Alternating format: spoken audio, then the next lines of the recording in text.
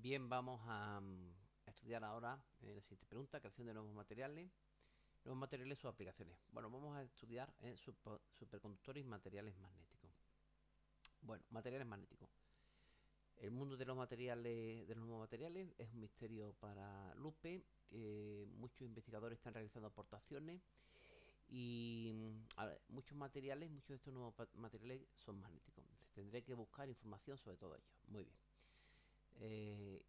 Nos dice así, dice: existe en la naturaleza un mineral que se llama magnetita porque apareció originalmente en una región del Asia, que se llamaba Magnesia. Entonces tomó el nombre de esa región de Asia, Magnesia, y por tanto se llama magnetita, que tiene la propiedad de atraer a los metales como al hierro, el cobalto y el níquel, y algunas de sus aleaciones. A esta propiedad se llama magnetismo, ¿de acuerdo? Bueno, a los cuerpos que presentan esta propiedad se les llama imanes. Es decir, los cuerpos que presentan propiedades magnéticas, pues se les llama imanes. Muy bien. Estos imanes pueden ser naturales o artificiales. Estos últimos son metales a los que se les puede comunicar esta propiedad, es decir, se pueden imantar. Y esta propiedad se puede comunicar bien por frotamiento.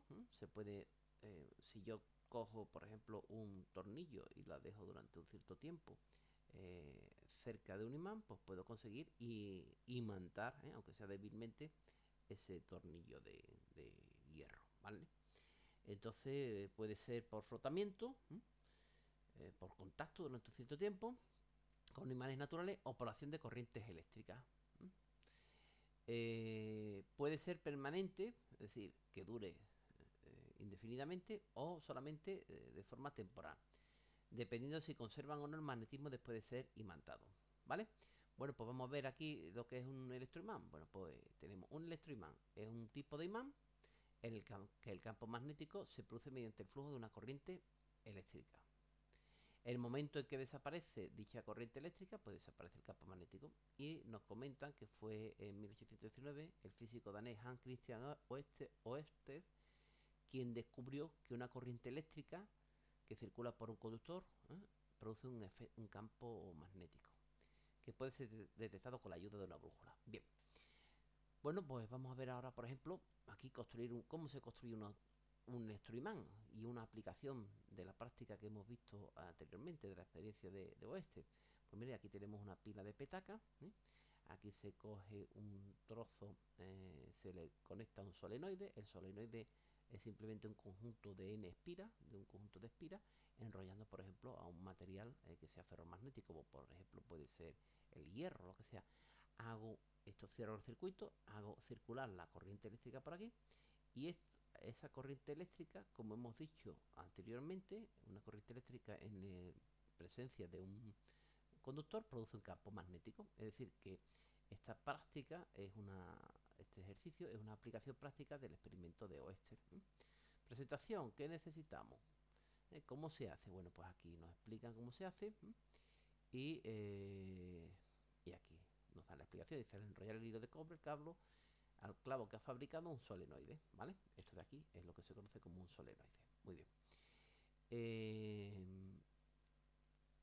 Cuando se deja de pasar la corriente eléctrica, el solenoide queda imantado instantáneamente, actúa como un imán. Cuando se desconecta, la imantación desaparece. Entonces este es un imán que es temporal, como hablábamos antes, ¿de acuerdo? Aquí hablábamos de que podían ser permanentes o temporales. En el momento en que cesa la corriente eléctrica, pues es temporal, ¿vale? Se basa, como hemos visto, en el experimento del danés Hans Christian Ørsted, y aquí nos pone un ejemplo de cómo fabricar un electroimán. Bien, la gran mayoría de los electroimanes están basados o están hechos con alambre enrollado, es decir, con solenoides. A esto se le llama solenoides, que se hace así para aumentar el campo magnético en el interior, porque cada una de estas vueltas es lo que se conoce como una espira, ¿vale? Bien, pues nada, ya hemos visto el experimento de Oeste y una aplicación práctica de construir, por ejemplo, un electroimán. Bueno, pues los imanes tienen mayor capacidad de atracción en los extremos de los polos, ¿vale? Evidentemente. Además, fíjense, nos vamos a fijar ahora aquí en la Tierra. Que la Tierra es un gran imán natural. A estos polos se les llama norte y sur. ¿vale? Bueno, la región del espacio donde se manifiesta la acción del imán se llama campo magnético, es decir, toda esta zona, lo ven ustedes aquí, toda esta zona donde se nota el efecto del imán, del gran imán de la Tierra, pues toda esta zona se le llama campo magnético. Es decir, se dice que en una región del espacio hay un campo magnético cuando en todos los puntos de ese espacio, en todos los puntos del espacio, pues hay un valor del campo magnético. Bien. A medida que la distancia aumenta, el campo magnético disminuye. Evidentemente, cuando nosotros nos alejamos, vamos viendo que las líneas de campo magnético disminuyen. Y sin embargo, cuando estamos más cerca, pues las líneas de campo magnético aumentan. ¿Vale? Es decir, que a medida que nos alejamos del imán, el campo magnético disminuye y a medida que nos acercamos, el campo magnético aumenta. La Tierra, pues, estamos viendo este ejemplo, podemos haber puesto otro ejemplo, pero vamos a centrarnos en la Tierra. La Tierra es un imán gigantesco que crea un campo magnético a su alrededor. Entonces vamos a representar este imán, la Tierra, como este imán. Al polo por donde entran las líneas de campo, donde entran, ustedes ven por aquí que están entrando las líneas, esto se llama líneas de campo, se le llama polo sur, y al polo por donde salen las líneas de campo se le llama polo norte. O sea que por donde entran polo sur y por donde salen polo norte. Fíjense, a diferencia del campo eléctrico, donde puede haber una carga positiva o puede haber una carga negativa, separada, o miles de cargas positivas y miles de cargas negativas, en el campo magnético no ocurre así. Los imanes siempre aparecen un polo norte y un sur. Es decir, no puedo encontrar lo que se conoce como un monopolo magnético. No puedo encontrar solo un polo norte o solo un polo sur. Es más, si yo cogiese cualquier imán y lo partiese por la mitad, no tendría por una parte el norte y por el sur, y por la otra el sur, sino que me aparecerían dos pequeños imanes, uno con su norte y otro con su sur correspondiente. No sé si me he explicado suficientemente, pero la idea es que los imanes siempre aparecen con su polo norte y su polo sur. No puedo separar el norte del sur como si puedo hacerlo en el caso eléctrico, que puedo tener cargas positivas por un lado y las cargas negativas por otro. Bueno, fíjense que el imán se comporta como un gran campo magnético. Eh, aquí tengo aquí tengo el imán con su polo norte y su polo sur. Y hemos dicho que por el polo sur entran las líneas de campo y por el polo norte salen. Y también, fíjense una cosa, el polo sur, sería la representación del imán, pero es curioso que si yo pongo aquí, si yo pusiese aquí un pequeño imán pequeñito, ¿cómo se orientaría? Pues se orientaría el norte, el polo norte del imán pequeño de la brújula, apuntaría hacia quién, hacia el sur, eh, hacia el sur magnético, que en realidad es un norte geográfico. Lo que estamos diciendo, que el polo norte geográfico es un sur magnético. Y el polo sur geográfico es un norte magnético. ¿De acuerdo? ¿Por qué? Porque si yo coloco aquí un polo norte, perdón, una brújula pequeñita, o un pequeño imán, ¿cómo se orientaría? Pues el norte buscaría quién, al sur, y el sur buscaría quién, al norte. ¿Vale? Entonces, resumiendo, el polo norte geográfico es sur magnético y el polo sur geográfico es norte magnético. ¿Vale? Bien, pues lo tenemos aquí. La Tierra es un imán gigantesco que crea un campo magnético a su alrededor. El polo norte de este imán se encuentra en el polo sur geográfico y el polo sur magnético en el polo norte geográfico. Es decir, aquí lo hemos intentado explicar. Que la Tierra sea un imán es debido a los movimientos de los materiales líquidos que se encuentran en el núcleo del planeta. Fíjense, el núcleo del planeta, pues normalmente se puede dividir atendiendo a diferentes criterios de clasificación, pero normalmente al núcleo se le llama NIFE, es decir, está constituido por níquel y hierro. NIFE, es el acrónimo de níquel, Ni, y hierro, Fe, ferrum.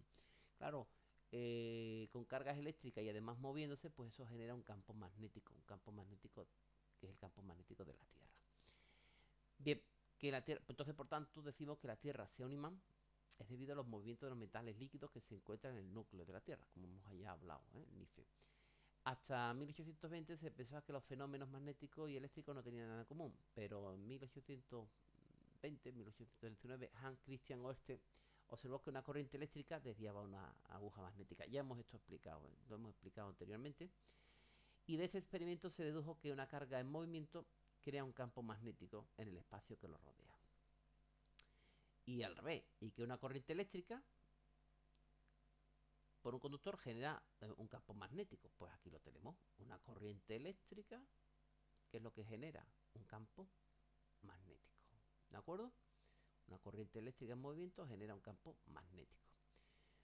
Bien, entonces como la electricidad y el magnetismo están íntimamente relacionadas, pues estos fueron los comienzos del electromagnetismo. Es decir, a esta nueva disciplina de la física pues se le llama electromagnetismo, porque la electricidad y el magnetismo están íntimamente relacionadas, de manera que campos eléctricos variables generan campos magnéticos y campos magnéticos a su vez pues generan campos eléctricos.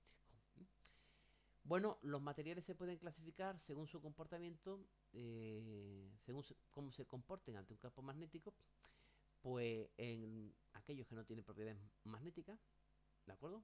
No son magnéticos y a esto se les llama no son para nada magnéticos, no tienen ningún tipo de propiedad magnética, ¿vale? Es decir, son aquellos a los que no le afecta el campo magnético. Diamagnéticos son aquellos que son magnéticos pero muy poco. Diamagnéticos son magnéticos, es verdad, tienen propiedades magnéticas pero muy débiles. Y como puede ser, por ejemplo, el hidrógeno y el helio y demás gases nobles. Y luego están los ferromagnéticos, que son aquellos que son fuertemente magnéticos. Entonces, resumiendo, podemos decir que ante el comportamiento frente a un campo magnético, los materiales pueden ser A, que no tengan ningún tipo de, ningún absoluto de propiedad magnética, entonces son no magnéticos. B, que tengan pequeñas propiedades magnéticas o un campo magnético muy débil, que aparezcan pequeñas campos magnéticos o muy débiles. Entonces se les denomina diamagnéticos. Y si son los que aparecen fuertemente magnéticos, pues ya tenemos los ferromagnéticos, ¿vale? Muy bien. Ya hemos visto que también existen los fluidos magneterológicos, que lo hemos visto en la pregunta anterior y hemos explicado. Bueno, este tipo de materiales, los fluidos magneterológicos, se emplean en la fabricación de amortiguadores, o se pueden emplear. Y aquí tenemos un ejemplo de un puente en China, donde este tipo de materiales se puede aplicar para disminuir, para amortiguar las vibraciones debido al viento y a otro tipo de perturbaciones. Entonces, un amortiguador es un dispositivo que disminuye las oscilaciones no deseadas de un movimiento periódico. Amortiguadores de nuestro coche o de nuestra moto, pues ¿qué es lo que hacen? Pues que disminuyen las oscilaciones no deseadas del movimiento, ¿de acuerdo? En nuestra bicicleta, ¿por qué son los amortiguadores? Pues nuestras piernas, ¿no? Funcionan como amortiguador muchas veces la bicicleta para amortiguar precisamente estas vibraciones, ¿vale? Y la misma rueda, prácticamente no hay amortiguador. Sin embargo, en los coches y en las motos pues se les ponen estos amortiguadores para disminuir ese movimiento, esas oscilaciones no deseadas. Bien, existe un tipo de amortiguadores que utilizan un líquido cuya viscosidad puede ser modificada aplicando campos magnéticos. Y aquí tenemos un ejemplo, dice el puente del lago Dongting en China utiliza como aislante del movimiento fluidos magneterológicos, que ya hemos visto en pregunta anterior, para contrarrestar la racha de viento, ¿vale? Bueno, y aquí como curiosidad, dice, ¿sabías que los ingenieros daneses están trabajando para fabricar refrigerantes magnéticos en nuestras neveras? Bueno, el que quiera pues pincha aquí y directamente pues le sale pues esa noticia que nosotros no solamente vamos a citar. Ingenieros daneses desarrollan el primer refrigerador magnético que se supone revolucionará el mercado del frío y que además disminuirá el consumo energético en un tercio, ¿vale? Para conseguir la misma temperatura, pues gastaremos un tercio menos de energía. Bien, ahora a continuación estudiaremos lo que se conoce como superconductores eléctricos, pero eso será a continuación.